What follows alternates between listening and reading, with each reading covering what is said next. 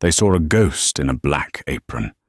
A flicker in the periphery, a silent functionary whose only purpose was to fill their water glasses and clear their plates.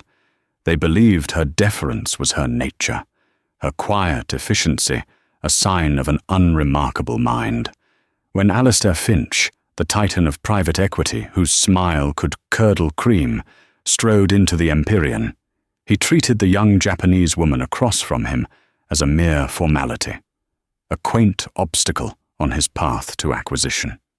He believed his net worth, a figure with more commas than a grammar textbook, gave him license to be a brute. But he made a catastrophic miscalculation. He failed to notice the waitress, the ghost, who was refolding his napkin.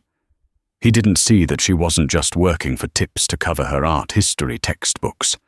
She was a scholar of imperfections, a student of the broken things that become stronger. And when she finally spoke, she wouldn't just be correcting his order. She would be exposing the cracks in his very foundation, and then, with surgical precision, shattering him completely. The Empyrean was not a restaurant. It was a testament to calculated exclusion, perched 60 floors above the glittering wounds of New York City. The windows were not glass, but crystalline voids, framing the metropolis like a living painting. The cutlery was weighted silver, the tablecloths were linen so fine they felt like solidified air, and the ambient scent was a carefully curated blend of seared scallops and generational wealth. For Clara, however, it was a cage, a gilded, panoramic cage, where she performed a nightly ballet of self-effacement. At 24, Clara Hayes had mastered the art of being overlooked. It was the first and most important rule of service at the Empyrean. Her job was to exist just outside the bubble of her patron's reality, to be a pair of hands without a face, a presence without a person. She was good at it. She had to be. The rent on her shoebox apartment in Queens and her tuition at Columbia, where she was pursuing a master's degree in Japanese ceramic art, were relentless predators. Her fascination was with the past, with the lives held in clay and glaze, but her reality was the demanding, transactional present. Her locker in the staff room was a tiny island of her true self. Taped to the inside of the door was a postcard of a Hagi-ware tea bowl, its rustic, imperfect glaze a rebellion against the polished perfection she served every night. Next to it was a small, smooth river stone she had found, which had a natural crack running through it. She had traced the crack with a fine-tipped gold paint pen, a clumsy, amateur attempt at the art form that consumed her studies. Kintsugi. The art of golden joinery, of mending broken pottery with lacquer dusted with powdered gold. A philosophy that treated breakage and repair as part of the history of an object, rather than something to disguise. It was a concept so alien to the world of the Empyrean, with its obsession with the new, the flawless, the disposable, that it felt like a secret language. Table 12 is yours, Hayes. The voice of Mr. Dubois, the maitre d', sliced through her thoughts. Dubois was a man perpetually clenched, a human fist in a tuxedo, terrified of the powerful people he fawned over. It's the Alistair Finch party. He's with Julian Croft and a guest from Japan. Do not, and I want you to look at my mouth when I say this, do not make a single mistake. Finch sends back wine if he dislikes the waiter's posture. Clara smoothed her apron, her hands steady. Understood, Mr. Dubois. Croft is the real money, Dubois continued, his voice dropping to a conspiratorial hiss. Old money. Quiet. He's considering a major investment in Finch's latest fund. This dinner is the final pitch. Finch wants to look like a king. Your job is to make his guest feel accommodated, and to make Croft feel like he's in the presence of a winner. And for God's sake, keep your opinions to yourself. The last comment was a barb directed at an incident from the previous month when Clara had dared to correct a tech CEO who had loudly misidentified a Monet print on the wall as a Manet. The memory made her cheeks burn. She had learned her lesson. Be a ghost. She took a deep breath. The sterile, refrigerated air of the back hallway, a stark contrast to the perfumed warmth of the dining room. Stepping onto the floor was like stepping onto a stage. The low murmur of conversation was the orchestra. The clinking of glasses, its percussion. At table 7, a Broadway producer was holding court. At table 3, a federal judge was dining in silence with his wife. But when Alistair Finch entered, the entire room's gravitational field warped around him. Finch was not a large man, but he occupied space with the aggressive entitlement of a conquering army. His suit was sharkskin grey, his teeth were unnaturally white, and his laugh was a percussive bark designed to assert dominance. With him was Julian Croft. Croft was older, perhaps in his late 60s, dressed in a simple, perfectly tailored navy blazer that probably cost more than Finch's entire outfit. Where Finch was a firework, Croft was a shadow. His eyes, deep-set and weary, missed nothing. He moved with a quiet economy, his gaze sweeping the room not with arrogance, but with a kind of resigned appraisal. Trailing them, almost swallowed by their presence, was the Japanese woman. She was young, perhaps Clara's age, with a posture of delicate but unyielding strength. She wore a simple, dark silk kimono, a startling splash of tradition in the sea of modern power suits. She wasn't carrying a purse or a briefcase. Instead, she held a small, unadorned wooden box, a kiribakosas, with both hands, her grip reverent. Her face was serene, a placid lake that hinted at unfathomable depths. Finch glad-handed Dubois, clapping him on the shoulder with enough force to make the smaller man stumble. He scanned the room, acknowledging the nods of other power players with a smug tilt of his chin. The woman and Croft stood back, observers to his performance. "Right this way, Mr. Finch, Mr. Croft," Dubois purred, leading them to the best table in the house, a corner booth with a commanding view of the city. Clara watched as Finch slid into the power seat, the one facing the room. He gestured for Croft to sit opposite him. This left the two less desirable side seats. Finch pointed to one for the woman, the one with its back partially to the view. She sat without a word, placing the wooden box carefully on the sliver of table beside her, never letting it out of her sight. Clara approached, her practiced smile a piece of well-worn armor. "Good evening, gentlemen, ma'am. Welcome to the Empyrean. My name is Clara, and it will be my pleasure to take care of you this evening." Finch didn't bother to look at her. He was already snapping his fingers. "Scotch, Macallan 25, 3 glasses, and a bottle of your most expensive sparkling water for the lady. Don't even bother with the menu. We'll have the tomahawk steak for 3, medium rare. And bring the shellfish tower to start. The big one. We're celebrating." "Of course, sir," Clara said, her gaze flickering to the woman. "And for the lady? To drink?" Finch waved a dismissive hand. "I just told you. Water. She doesn't drink. It's a cultural thing or whatever. All business." He turned to Croft, his voice booming. "Julian, you're going to love this. The Tanaka family has been making sake for 400 years. 400 years. Can you imagine? Stuck in the mud. They're sitting on a gold mine of real estate in the Fushimi district of Kyoto, and they're still making rice wine like it's the 17th century." The woman, whose name was apparently Tanaka, stared at the flame of the candle on the table. Her expression was unreadable, but Clara, standing just a few feet away, saw it. A fractional tightening of her jaw, a stillness that was not calm, but coiled. "They're a legacy brand," Alistair, Croft said, his voice a low rumble. There's value in that. There's value in the land their distillery is on, Finch shot back with a laugh. The old man, her grandfather, is a traditionalist, thinks business is about honor, not a profit. Luckily he's fading. We're not buying a sake company, Julian. We're executing a leveraged buyout of a prime real estate portfolio disguised as a beverage company. This girl, he gestured vaguely toward Miss Tanaka with his fork, is just here to sign the papers. A formality. A little bow on top of the deal. Clara felt a familiar, cold anger prickle in her chest.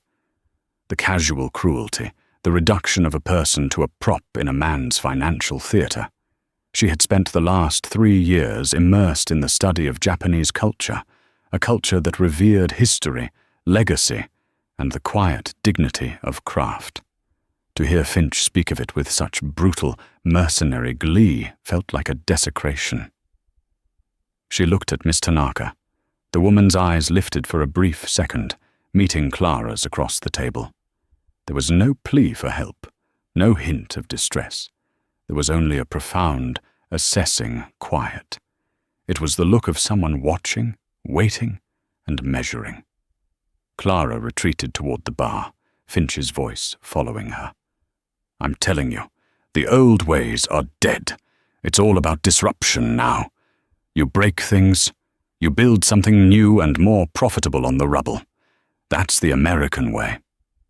Clara paused at the service station, her hand hovering over the silver ice bucket. She looked back at the table. At Alistair Finch, the man who saw value only in destruction. At Julian Croft, the silent observer whose role in this drama was not yet clear. And at Miss Tanaka, the guardian of a 400-year-old legacy, holding her small wooden box like a shield. Clara knew, with a certainty that chilled her to the bone, that something in this room was about to break. She just prayed it wouldn't be the woman. The Shellfish Tower arrived, a Baroque monument of ice and ocean carcasses. Lobsters, oysters, and shrimp were piled high in a display of conspicuous consumption that Finch attacked with gusto.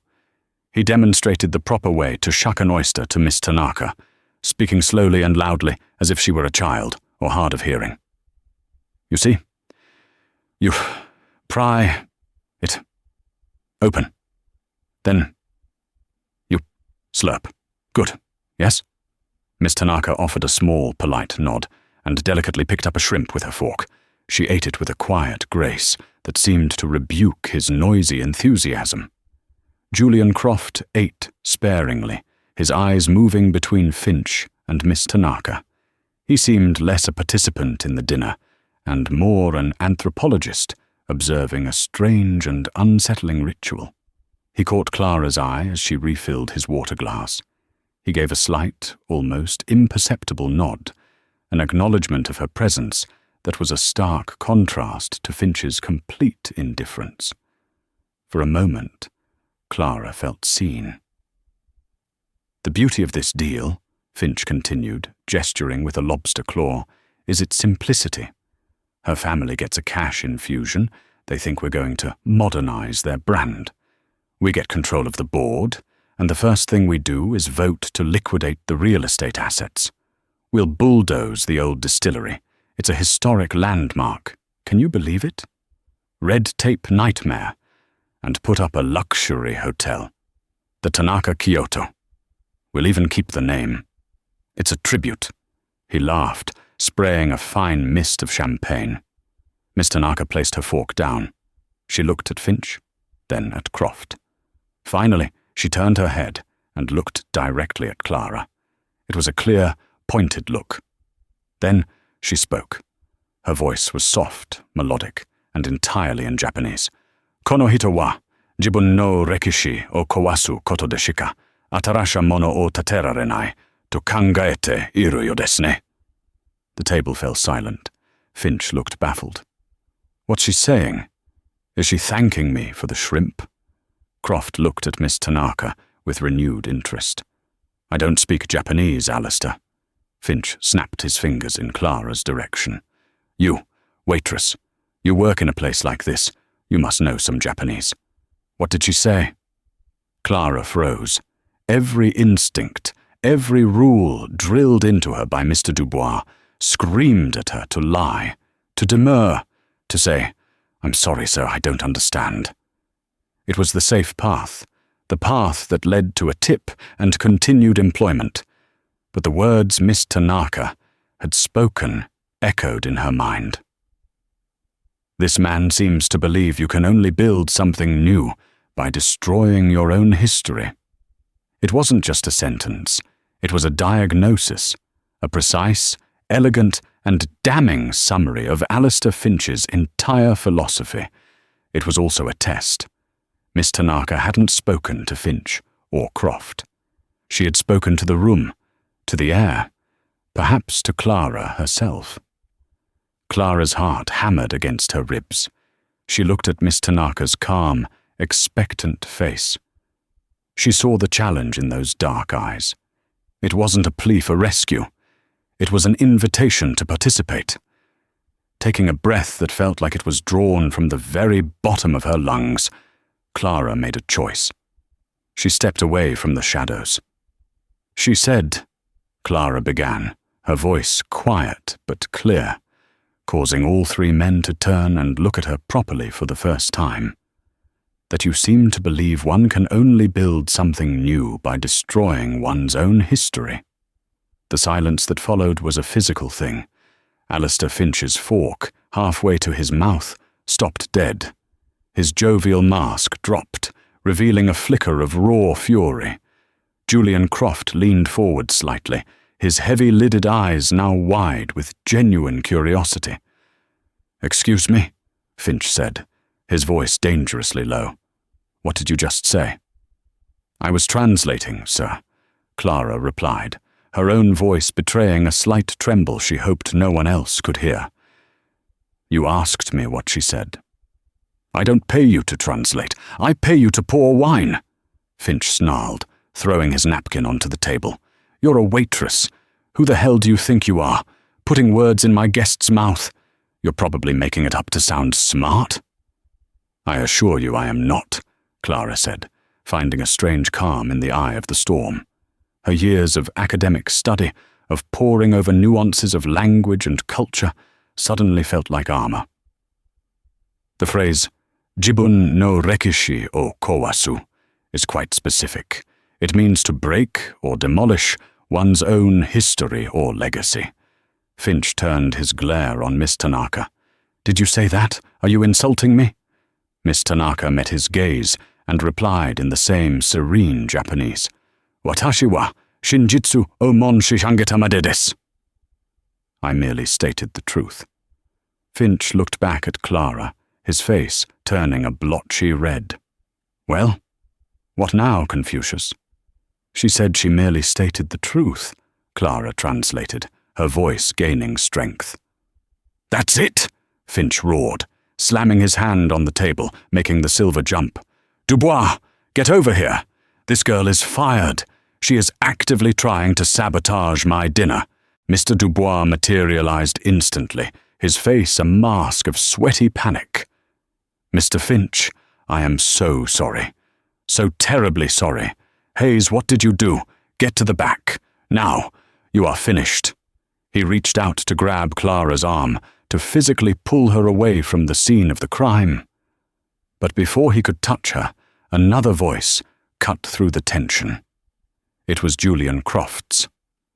"Leave her be." The command was spoken softly, without any of Finch's bluster, but it carried an authority that stopped Dubois in his tracks. All eyes turned to the older man. Croft was looking at Clara, his expression one of intense scrutiny. "You're a student," he stated. It wasn't a question. Clara blinked, thrown off balance. "Yes, sir, at Columbia." "What do you study?" "Japanese art history, sir. Specifically, ceramics from the Azuchi Momoyama period." Croft nodded slowly, a flicker of understanding in his eyes. He then turned to Finch. "Alistair, you demanded a translation. She provided one. It seems unprofessional to fire an employee for doing exactly what you asked." "She was insubordinate," Finch sputtered. "She was accurate," Croft countered coolly. He then turned his attention to Miss Tanaka. He spoke to her slowly and respectfully. "Miss Tanaka, my apologies for my colleagues' directness, and for my own ignorance of your language. I assure you, my interest in your family's company is genuine." Miss Tanaka listened, then responded in Japanese to Clara. "She appreciates your apology, Mr. Croft," Clara translated, "but she says that a person's character is not shown in their apologies, but in the actions that make them necessary." A ghost of a smile touched Julian Croft's lips. He looked at Finch, who was fuming, and then back at Clara. "Please, stay. It appears we have need of an interpreter." Dubois looked like he was about to faint. He looked from Croft, the quiet titan of industry, to Finch, the loud but clearly junior partner in this power dynamic. He made a swift calculation. "As you wish, Mr. Croft. Hayes, you will remain with the table." He shot Clara a look that promised a slow and painful death later, then retreated. The dinner resumed, but the atmosphere had been irrevocably altered. The thin veneer of civility was gone, replaced by a palpable tension. Finch was sullen, shooting venomous looks at Clara whenever he thought Croft wasn't watching. He decided on a new tactic: humiliation. "So," he said, turning to Miss Tanaka with a syrupy, false smile, "you brought us a gift? What's in the box? Some of that famous sake, I hope. Let's have a taste of this 400-year-old tradition." Miss Tanaka shook her head gently and spoke to Clara. "She says it is not sake," Clara translated. "It is a chowan, a tea bowl." "A tea bowl?" Finch scoffed. "You flew 12 hours to bring me a tea bowl. I hope it's a nice one." He reached across the table, his movements aggressive. "Let's see it." Miss Tanaka flinched, pulling the box closer to her. She looked at Croft, a silent appeal. "Alistair, perhaps we should wait," Croft suggested. "Nonsense, Julian. We're all friends here. It's business." He waggled his fingers impatiently. "Come on. Show and tell." With visible reluctance, Miss Tanaka placed the box on the center of the table. Her movements were slow, deliberate, each one imbued with a sense of ceremony. She untied the simple cord and lifted the lid. Nestled inside on a bed of dark silk was the bowl. It was not what Finch expected. It wasn't delicate porcelain or brightly painted china. It was rustic, asymmetrical, and earthy. The glaze was a milky white, crazed with a fine network of lines, and pooled unevenly near the foot. It was a piece of wabi-sabi art, an object whose beauty was found in its humility and imperfection. To an untrained eye, it might look crude. Clara gasped softly. She recognized the style instantly. The high foot, the irregular shape, the texture of the glaze. It was a chino-ware bowl, and from its aura of age, it was likely an antique of incredible significance. Finch peered at it. "That's it? It looks lumpy, and it's cracked all over." He reached in, his thick fingers clumsy, and picked it up.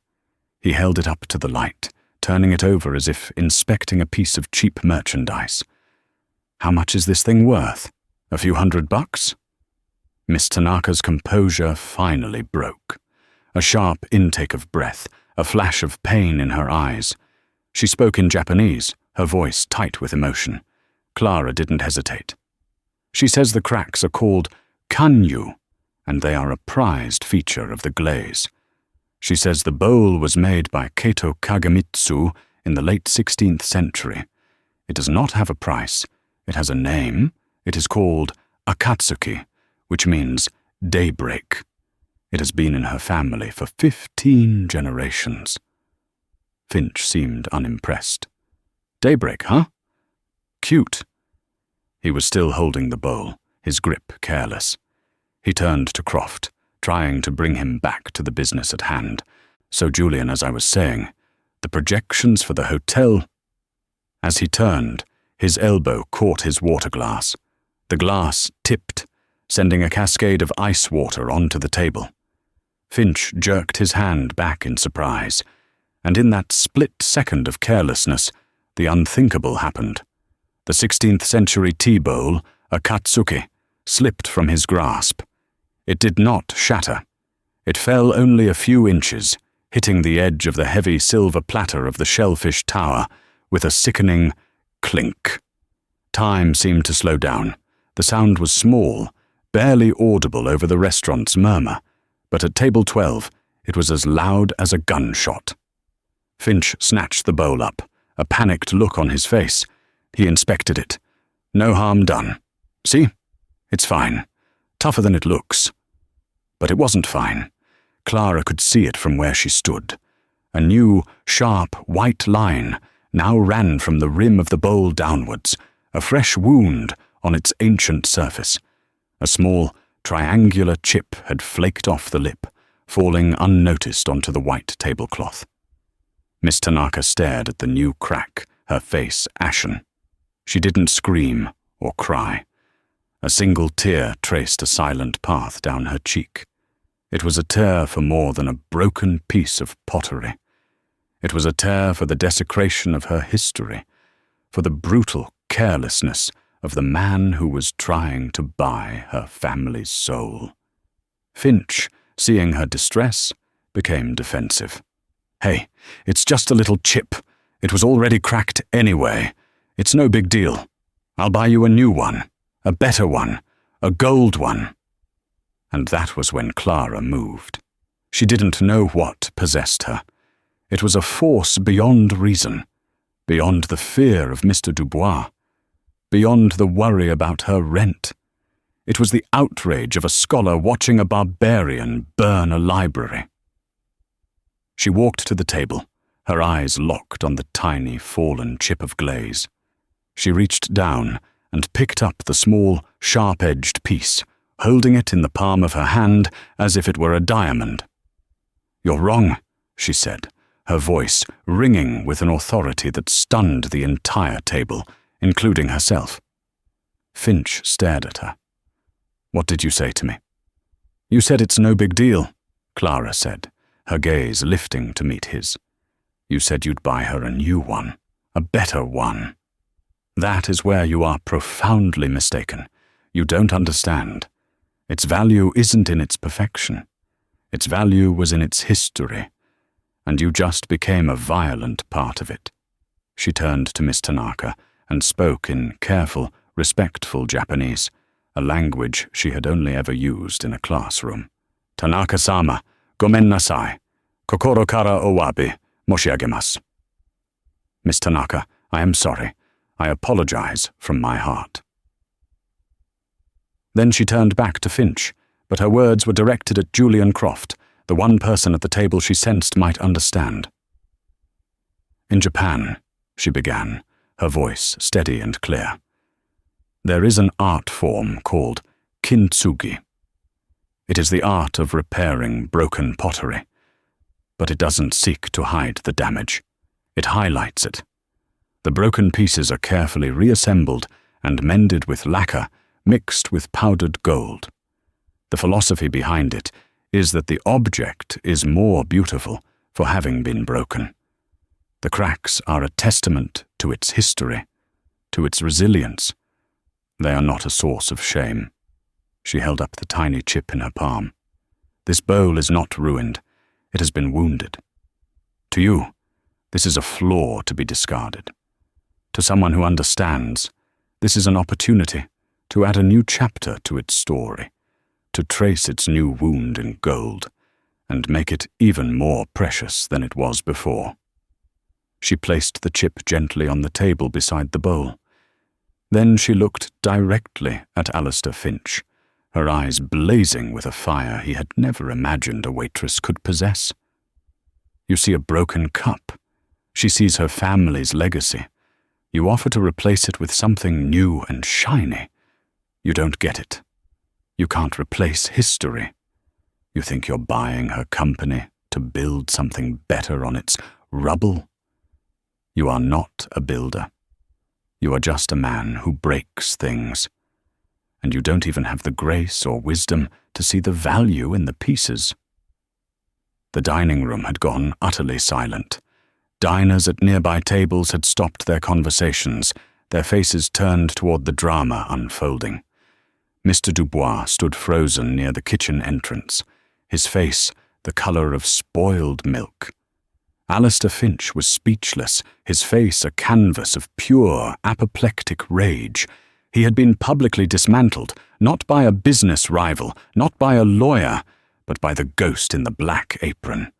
But it was Julian Croft's reaction that sealed his fate. The old man was staring at Clara, not with surprise, but with a look of profound, dawning respect. He had been watching a business pitch, but he had just witnessed a masterclass in value. He slowly pushed his chair back, the sound scraping loudly in the silent room. He looked at the wounded bowl. He looked at the tear on Miss Tanaka's cheek. He looked at Clara, standing tall and defiant. Then he turned his cool, appraising gaze on Alistair Finch. "Alistair," Julian Croft said, his voice calm, but carrying the finality of a judge's gavel. "I believe this meeting is over. I've seen your approach to handling fragile, valuable things. I will not be investing." The silence that followed Clara's speech was of a different quality than before. It was not the silence of tension, but of aftershock. The air itself seemed to vibrate with the force of her words. Alistair Finch, a man accustomed to commanding every room he entered, looked as if he'd been struck by lightning. His mouth opened and closed, but no sound emerged. He was a predator who had just been declawed and defanged by the last creature he ever expected an attack from. Julian Croft stood, his movements deliberate. He walked around the table to where Miss Tanaka sat, still staring at the damaged bowl. He gave a slight, formal bow from the waist, a gesture of respect that was so at odds with Finch's boorishness, it felt like a physical rebuke. "Miss Tanaka," he said, his voice resonating with sincerity, "please accept my profound apologies for what has transpired. My association with Mr. Finch was a mistake, and I regret that it has resulted in this disrespect to you and your heritage." He then turned to Clara. He looked at her not as a waitress, but as an equal. "And you, young lady, thank you. You have a clarity of vision that is rare." Finch finally found his voice. It was a strangled, furious rasp. "Julian, what the hell are you doing? You're siding with a waitress over me. We have a deal. We're going to make hundreds of millions." "We had a potential deal, Alistair," Croft corrected him, his tone as cold and hard as granite. "A deal predicated on the assumption that you were a shrewd businessman. But you're not. You're a vandal. You lack the sophistication to understand that not all value can be found on a balance sheet. You would have destroyed that company just as carelessly as you damaged this bowl. You wouldn't have been building a hotel. You would have been erecting a monument to your own ignorance." He reached into his jacket, produced a platinum card, and placed it on the table. "Dubois," he called out, his voice easily carrying across the hushed room. "The bill for this table is on me. In fact, charge me for the entire evening service for every guest in this room. Consider it compensation for the UN." The silence Alistair Finch left in his wake was not empty. It was a dense, heavy element, filled with the ghosts of his shouted words and the lingering ozone of his fury. The low murmur of the surrounding diners returned, but it was altered, a cautious, gossiping tide lapping at the shores of their private island of drama. Mr. Dubois stood frozen, a man caught between two tectonic plates of power, his face a pallid mask of terror. He looked at Clara, then at Julian Croft, his mind frantically recalibrating a lifetime of practiced servility. Clara felt as though she were floating a few inches above the floor. The adrenaline that had sharpened her words into weapons was now ebbing, leaving behind a cold, trembling vacuum. The enormity of what she had done crashed down on her. She had not just corrected a guest. She had detonated a multi-million-dollar deal. She had defied her manager, broken every rule of her employment, and invited the wrath of a powerful, vindictive man. Finch's threat echoed in her ears. "You will be serving coffee in a ditch." And for a terrifying moment, it felt less like a tantrum and more like a prophecy. Her hands, hidden in the folds of her apron, were shaking violently. It was Yuki who anchored her.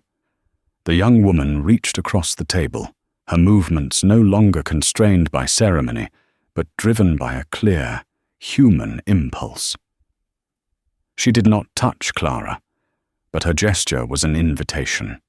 Her eyes, which had held the placid stillness of a deep lake, were now shining with a fierce, brilliant light. "He said," Yuki began, her accented English a soft but resilient thread in the heavy silence, "that I was stuck in the past. He is wrong. We do not live in the past. We carry it with us. It is the earth from which we grow." She looked down at the wounded bowl. "Akatsuki. To him, this is a dead thing, an artifact. To me, it is my grandmother's hands. It is the steam from the tea my great-grandfather drank while deciding to expand the brewery after the war. It is the quiet determination of 15 generations. It is our soil." Julian Croft, who had remained standing, slowly pulled his chair back to the table. The scrape of its legs on the polished floor was the only sound. He did not sit as a diner preparing to eat, but as a man settling in for a conversation of consequence. He looked at the two young women, a deep, weary sadness in his eyes that was slowly being replaced by something else, something akin to hope. "For 30 years, he said, his voice a low rumble, "I have sat at tables like this. I have listened to men like Alastair Finch. They call themselves builders, visionaries, disruptors. They speak of creative destruction. But they are not creative. They are merely loud. They are children with hammers who see the world as a collection of things to be smashed." He sighed, a sound that seemed to carry the weight of decades of soulless dinners. I had begun to believe they were the only ones left, that the future belonged to them. He met Clara's gaze, and in his eyes she saw not a titan of industry, but a man who had been profoundly tired for a very long time. And then a young woman who studies the beauty of repaired things reminds me that there is more strength in mending than in breaking. And another young woman risks her entire inheritance on a test of character, using a 16th century bowl as her instrument. He shook his head, a slow smile finally touching his lips. "It seems I have been attending the wrong meetings." The spell was broken. The immediate, heart-pounding fear in Clara's chest began to recede, replaced by a fragile, tentative warmth. She was not alone. She had not just shouted into a void. Yuki turned her full attention to Clara. She switched back to Japanese, the language flowing from her with the natural ease of a home river. "Clara-san, when you spoke, you gave voice to the soul of that bowl. You spoke for my ancestors. I came here prepared to lose my company. I was not prepared to find an ally." Clara, still feeling the phantom weight of her server's notepad in her pocket, struggled to form a reply. The formal Japanese she had learned for her studies felt clumsy and inadequate. Tanaka-sama, I could not bear his ignorance, his disrespect. Please, Yuki interrupted gently, a flicker of a smile playing on her lips. Call me Yuki, and I believe I should call you Clara. Formality seems insufficient for what just happened. Nonsense, Croft's voice cut in, firm but kind. He had been watching their exchange, understanding the intent, if not the words. He looked at Clara, truly seeing the intelligence and exhaustion warring in her features. You are not just a waitress, as I believe you were about to say. You are a scholar. And you are, if you'll forgive my saying so, unemployed. The word hit Clara like a splash of cold water. Unemployed. Rent was due in 10 days. The bill for next semester's tuition was already on her desk. The reality of her situation, momentarily forgotten in the high drama, returned with a vengeance. Dubois, sensing a shift in the current, finally moved. He scurried to the table, his face a grotesque pantomime of apology and eagerness to please. Mr. Croft, Miss Tanaka. Miss Hayes, he stammered, the name foreign and clumsy on his tongue.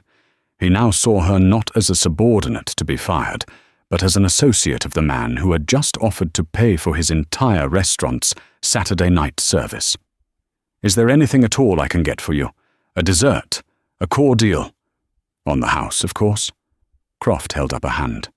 First, Mr. Dubois, you will bring Miss Hayes her personal belongings from whichever locker room you keep them in. You will also bring her final paycheck with a full month severance. You will charge the severance to my account. Is that understood? Dubois blinked, utterly flummoxed. Severance? But she is fired for... He trailed off, realizing the trap. For what, Dubois? Croft's voice was dangerously soft. For providing an accurate translation at my request? For defending the honor of my guest against the boorish behavior of another? Be very careful how you answer. Dubois paled, sweat beading on his upper lip. No, sir, of course not. I will see to it immediately, Mr. Croft. He practically fled from the table. The power dynamic had been so completely inverted, it felt like a law of physics had been broken. An hour ago, that man held her entire livelihood in his perpetually clenched fist. Now, he was taking orders about her. Clara watched him go, a dizzying sense of dislocation washing over her. She looked at her hands, then at the table, the abandoned monument of shellfish, the half-empty glasses, the wounded bowl. It was a still life of a life-altering event. Now then, Croft said, his tone shifting from command back to conversation. As I was saying, you are a scholar without a position. Yuki is a guardian of a legacy in need of a bridge to this part of the world. And I, he paused, looking between them, am an old man who has just been reminded that the most valuable investments are not in assets, but in people. He leaned forward, his hands clasped on the table. This is not a job offer made in the heat of the moment. This is a proposition. I am establishing a foundation. Its purpose will be the preservation and promotion of artisanal craftsmanship, the very things men like Finch seek to erase. I want to partner with Yuki's family, not to plunder their real estate, but to celebrate their craft, to bring their story and stories like it to the world. We will need a director of cultural liaison, someone who understands the history, who speaks the language, who values the object not for its price, but for its journey. His eyes held Clara's. The position comes with a full research grant to complete your doctorate, should you choose to pursue it. It involves travel, study, and curation. It is, I suspect, the job you have been preparing for your entire life without knowing it. Clara's mind struggled to process the words. Doctorate, foundation, director. They were concepts from a distant, aspirational future, a future she hoped to earn after another decade of waitressing and ramen noodles. To have it all laid out before her on a linen tablecloth next to a broken piece of history felt like a hallucination. I don't," she stammered, the words catching in her throat. "You don't have to answer now," Yuki said softly. "But know this, Clara. What you did was not just about a bowl. It was about respect. In my culture, a sword maker imbues the blade with a part of his soul. A potter breathes life into the clay. These are not just products. You understood that. You defended it. That is a skill far rarer than an MBA. Dubois returned, his movements furtive. He placed Clara's worn messenger bag on an empty chair and slid a sealed envelope onto the table. He avoided her eyes, mumbling, "Your effects, Miss Hayes?" Clara looked at the bag, a symbol of her other life, the life of textbooks and subways and exhaustion. Then she looked at the envelope. Severance. An ending. Slowly, deliberately, she reached behind her back. Her fingers found the familiar knot of the apron strings. She pulled. The crisp black linen, the uniform of her invisibility, loosened its hold. She drew it over her head, the fabric rustling in the quiet room. For 3 years, this apron had been her shield and her cage, the garment that rendered her a function, not a person. She folded it neatly, a lifetime of ingrained tidiness taking over. She placed it on the empty chair next to her bag. She was no longer serving, she was being served.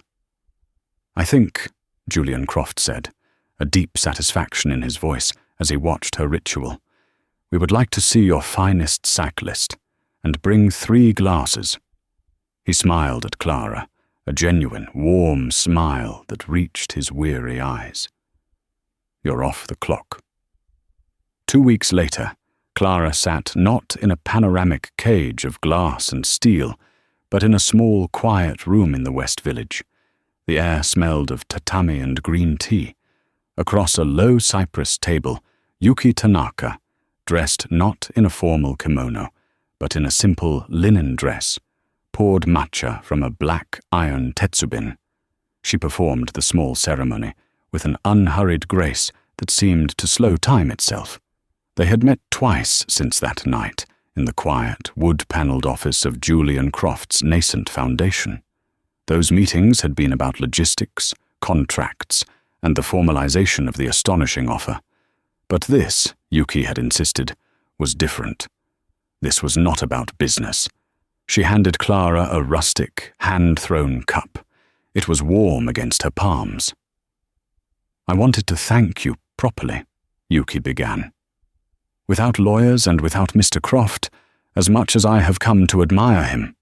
"There's nothing to thank me for," Clara said, the words feeling true and false at the same time. "I think I was just as shocked as anyone by what I said." "No," Yuki countered, her gaze direct. "You were not shocked.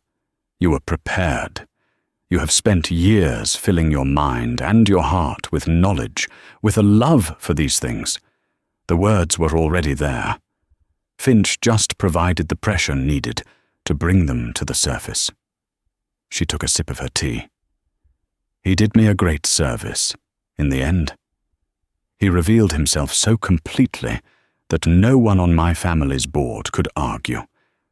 He was the poison, and you were the antidote." Yuki looked out the window at the passing city. "For 2 years, I have been fighting this battle within my own family, the younger generation, my cousins. They see the old ways as a burden. They see the land, the history, as capital locked in a cage of tradition. They were seduced by Finch's talk of disruption and modernization. I was sent to New York as a formality to sign the preliminary agreements. They believed I would be accommodated." She used the word with a delicate irony.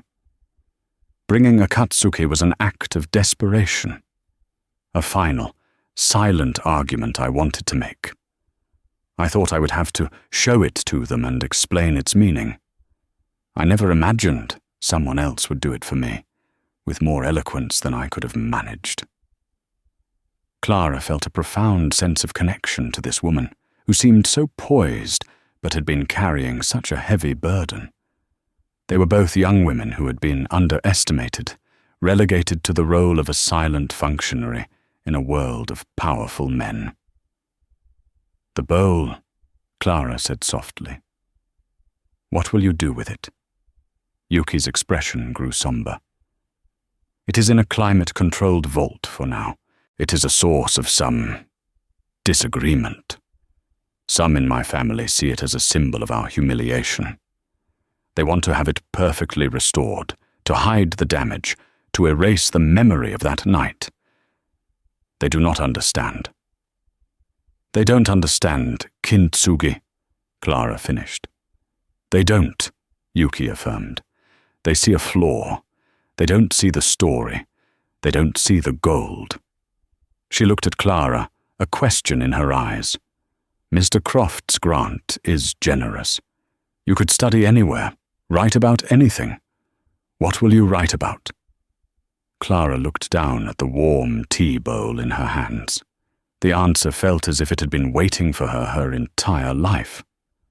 "I will write about Akatsuki," she said, her voice filled with a newfound certainty. "I will write its biography.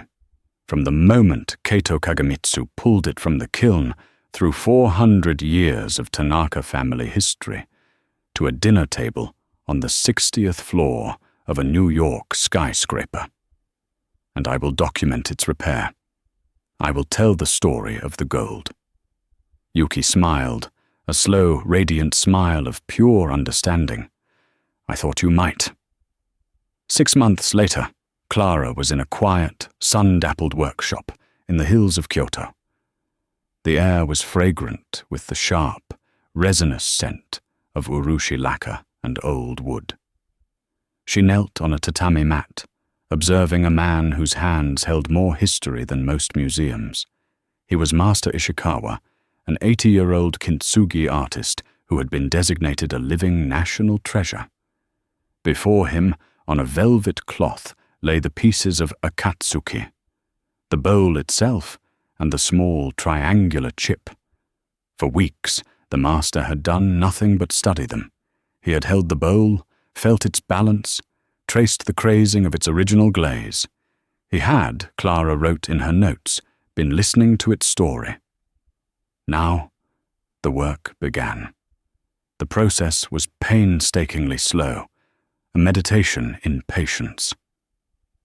Master Ishikawa meticulously cleaned the broken edges. He mixed the raw, toxic lacquer with fine clay powder to create a binding agent, applying it with a hair-thin brush. He brought the chip to the rim of the bowl, fitting them together. The join was perfect.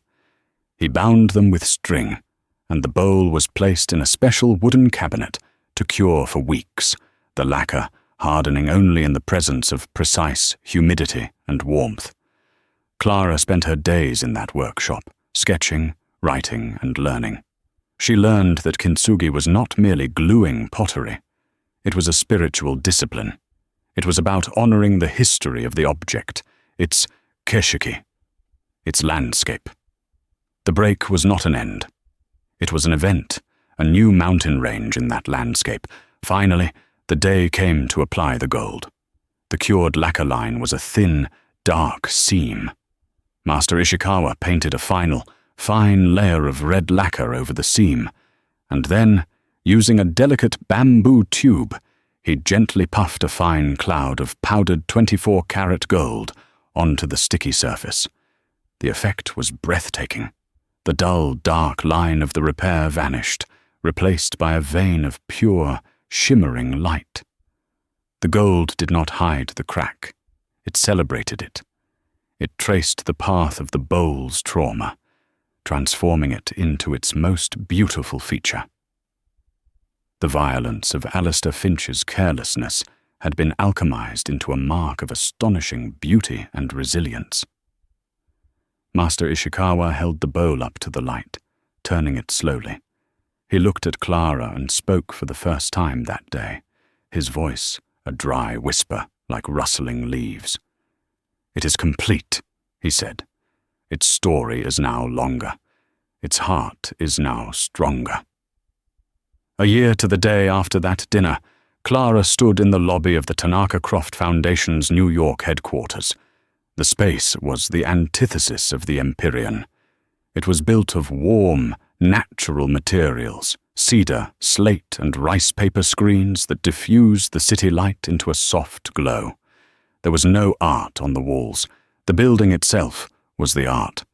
And in the center of the lobby, on a simple pedestal of black granite, sat Akatsuki. It rested under a single, soft spotlight. The golden seam caught the light, a jagged, luminous river running from its rim. It was no longer just a tea bowl. It was a testament. Clara was alone. The unveiling ceremony had ended hours ago. It had been a quiet affair, attended by museum curators, artists, and academics. Julian had spoken of the need to preserve beauty in a disposable world. Yuki had spoken of her family's legacy, not as a relic of the past, but as a living tradition. And Clara, standing between them, had told the story of the bowl, her voice clear and steady. She reached out, her fingers hovering just over the glass case protecting the bowl. She saw her reflection, a woman in a simple, well-cut silk dress, her hair tied back, her face calm. She barely recognized the ghost in the black apron, the girl who had been so terrified of making a mistake. She had made the biggest mistake of her career, and it had set her free. Her thesis had been published. Her book, The Biography of a Bowl, was due to be released next spring. She traveled between 2 continents, a translator of not just language, but of culture, of history, of value. She thought of Alistair Finch. His fund had collapsed. His reputation, built on an aura of brutal invincibility, had been shattered. He had vanished from the headlines, a footnote in the financial pages. He had not understood that some things, once broken, cannot be mended, because there was nothing of value there to begin with. But Akatsuki was different. Its wound had become its signature. Its history of being broken was now inseparable from its identity. Clara leaned closer, her breath fogging the glass for a moment. She looked at the golden line, a permanent scar from a single, ugly moment that had blossomed into a future she could never have imagined. She had learned the most profound lesson Kintsugi had to teach, that the breaks and repairs do not signify an end. They are the proof of a life lived, of survival. True wholeness is not the absence of scars. It is the courage to illuminate them with gold.